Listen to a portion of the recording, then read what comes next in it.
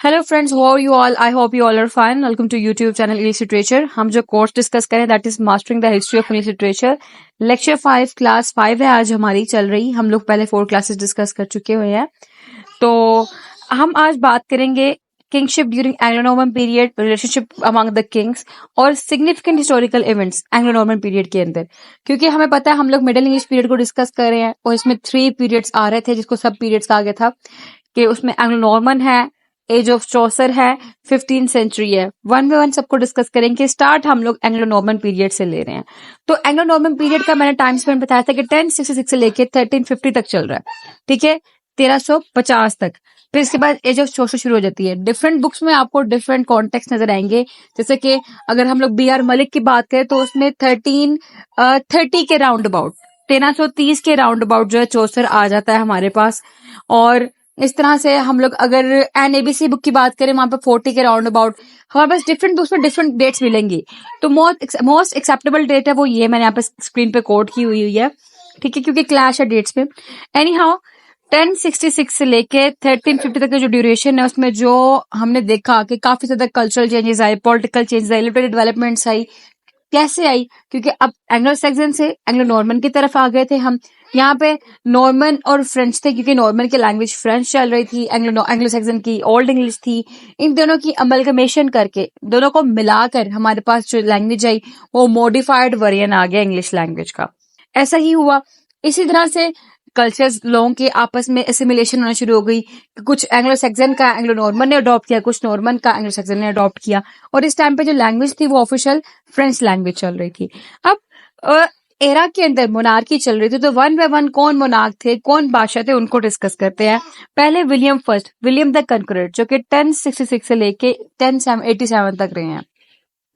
ये William the कनकरर वही है जिन्होंने बैटल ऑफ हेस्टिंग्स लड़ी थी और कनक्वेस्ट किया था, फतह किया था और नॉर्मन लैंड का वहां पे फिर नेम बनाया था.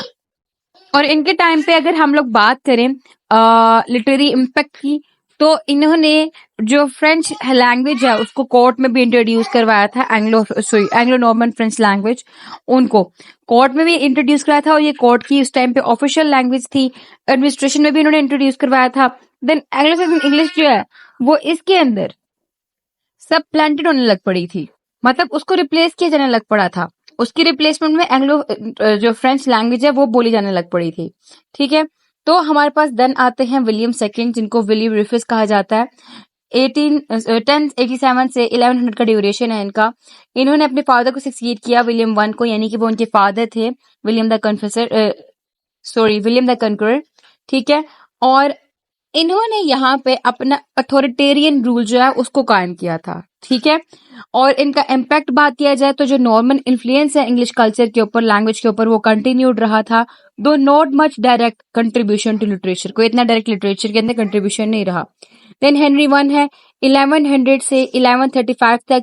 1100 में एक किंग बने थे अपने भाई के डेथ के बाद. ठीक है, आपको साथ साथ यहाँ पे लिंक शो हो रहे होंगे. विलियम सेकंड यानी विलियम सेकंड जो विलियम रिफिस है वो इनके ब्रदर थे. मींस सबका फैमिलियल रिलेशनशिप शो हो रहा है हम लोगों को. लिटरेरी इम्पैक्ट की बात की जाए तो known for administrative reforms and the establishment of more centralised government, के इन्होंने बहुत ज्यादा सेंट्रलाइज्ड जो गवर्नमेंट थी वो बना दी थी आगे. सेंट्रलाइज्ड गवर्नमेंट का मतलब होता है, सेंट्रलाइज्ड का मतलब होता है कि कंट्रोल्ड बाय सिंगल अथॉरिटी, ऐसी अथॉरिटीज को सिर्फ सिंगल गवर्नमेंट जो है वो कंट्रोल कर रही थी. ठीक है, मैनेज इन वन प्लेस, इसको कहते हैं सेंट्रलाइज्ड. तो इसने क्या किया, इन्होंने हेल्प की डॉक्यूमेंटेशन के अंदर और जितने भी लीगल और एडमिनिस्ट्रेटिव टेक्स्ट है उनकी प्रिजर्वेशन के अंदर. अब बात की जाए नेक्स्ट तो हमारे पास 1135 में आ जाते हैं Stephen of Blois. He usurped the throne from Henry first daughters Matilda, यानी बीच में कुछ टाइम पीरियड ऐसा था जब मिटिल्डा के रूलरशिप चल रहा था, उन्होंने आके यहाँ पे टेक ओवर किया था. देन उसके बाद जो हेनरी फर्स्ट है उन्होंने क्या किया था, स्टीफन है, उन्होंने मिटिल्डा से वो थ्रोन टेक ओवर कर लिया था, अपनी पोजीशन के अंदर ले लिया था. और इस टाइम पीरियड पे हम लोगों को नजर आता है कि सिविल वॉर हो रही थी, क्योस हो रहा था, जिसको द एनार्की के नाम से माना जाता है. ये एक हिस्टोरिकल इवेंट है इस टाइम पीरियड का, जिससे जो कल्चर और लिटरेरी प्रोडक्शन है वो बहुत डिस्टर्ब हुए थे. देन हेनरी सेकंड है 1154 से 1189 तक का टाइम पीरियड है. इन्होंने एनार्की के बाद जो है वो थ्रोन को संभाल लिया था, यानी तख्त को संभाल लिया था इन्होंने। और हेनरी सेकंड के टाइम पीरियड से जो हमारे पास यहाँ पे रॉयल डेस्टिनी चल रही थी इंग्लिश की, वो प्लेंटेजेंट थी। प्लेंटेजेंट का मतलब होता है कि इंग्लिश रॉयल डेस्टिनी जो कि हेनरी सेकंड के टाइम पीरियड से लेके रिचर्ड थर्ड के टाइम पीरियड पे चली थी। तो मीन्स कि इनका टाइम पीरियड ऐसा टाइम था जहां से हमारे पास प्लेंटेजेंट डेस्टिनी जो है वो स्टार्ट होती है, उसकी इन्होंने बिगनिंग की थी।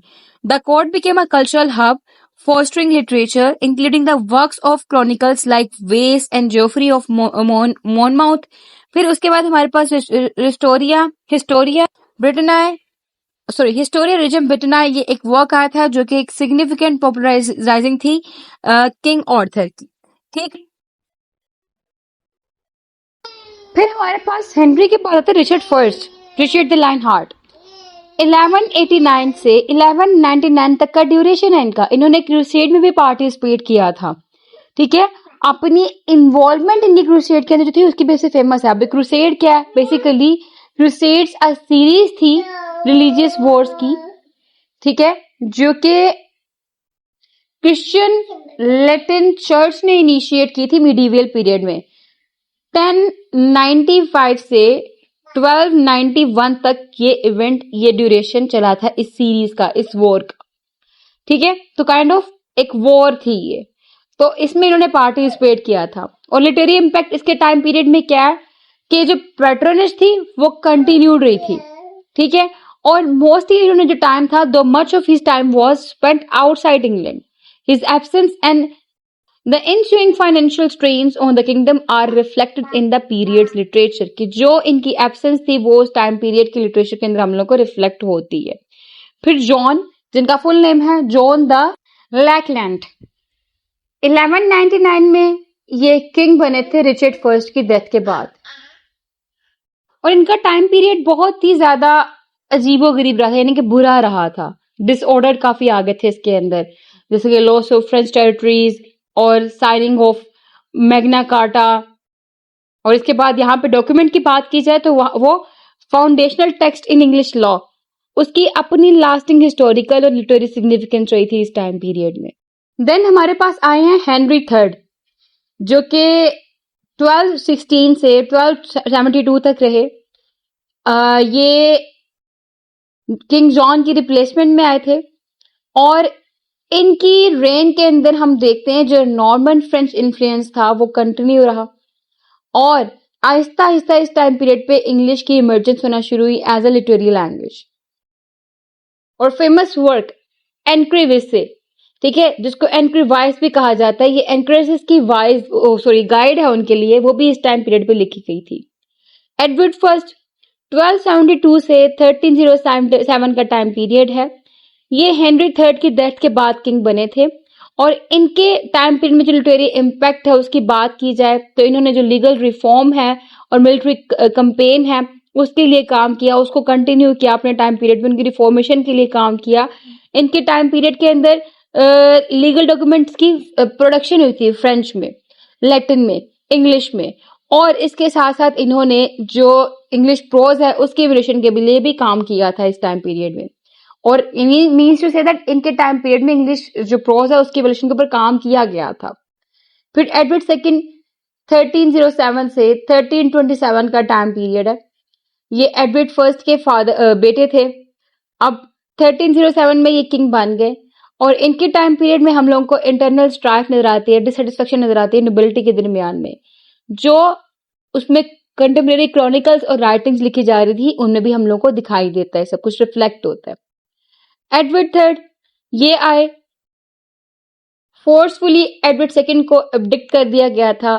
उनकी बात पे इन्होंने थ्रोन को संभाला था, तख्त को संभाला था। ये वो किंग थे जो ना सिर्फ एंग्लो नॉर्मन पीरियड में रहे बल्कि जेफरी चौसर के टाइम पीरियड में, एज ऑफ चौसर के टाइम पीरियड में भी ये किंग थे। इन्होंने मिडिल इंग्लिश लिटरेचर को फ्लोरिश किया। इनके टाइम पीरियड पे इंग्लिश लिटरेचर बहुत ज्यादा फ्लोरिश हुआ, डेवलपमेंट हुई।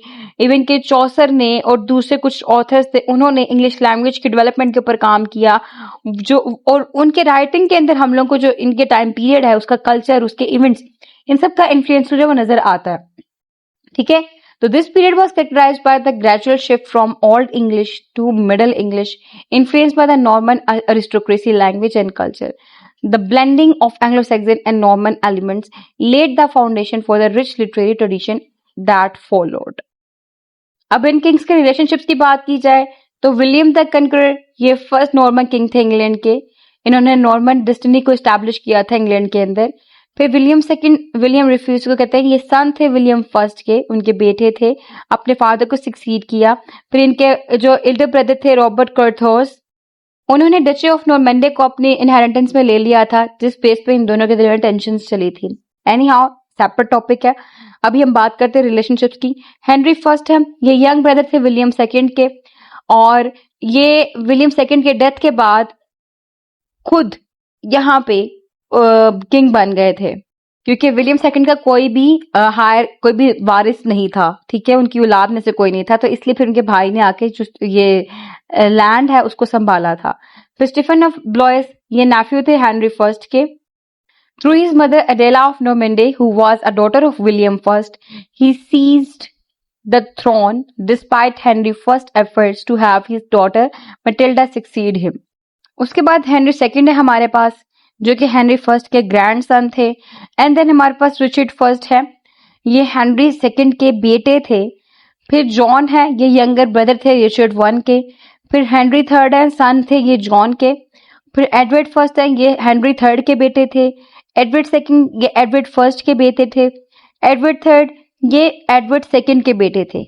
ठीक है, मीन्स क्या है कि आप देख रहे हैं इनका जो रिलेशनशिप है वो लाइन वाइज सीक्वेंसली चलता जा रहा है. ये सारी फैमिलियल अथॉरिटी चल रही है, फैमिलियल मोनार्की चल रही है, फैमिली से कोई ना कोई इनके यहाँ पे आ रहा है लिंक्ड में. इसमें जो मेजर हिस्टोरिकल इवेंट है वो नॉर्मन कॉन्क्वेस्ट का है, डूम्सडे बुक का है, एनार्की का है, साइनिंग ऑफ मैग्ना कार्टा है, फर्स्ट बर्नर्स वॉर है, फिर प्रोविजन ऑफ ऑक्सफोर्ड है, वेल्श वॉर्स है, एक्सपल्शन ऑफ द ज्यूज है, स्कॉटिश वॉर्स ऑफ इंडिपेंडेंस है, द 100 Years वॉर. ठीक है, ये सारी इसके अंदर इंपॉर्टेंट सिग्निफिकेंस है, हिस्टोरिकल इवेंट्स है, जिनको हम लोग इन डिटेल जो हमारा नेक्स्ट लेक्चर होगा क्लास 6 उसमें डिस्कस करेंगे.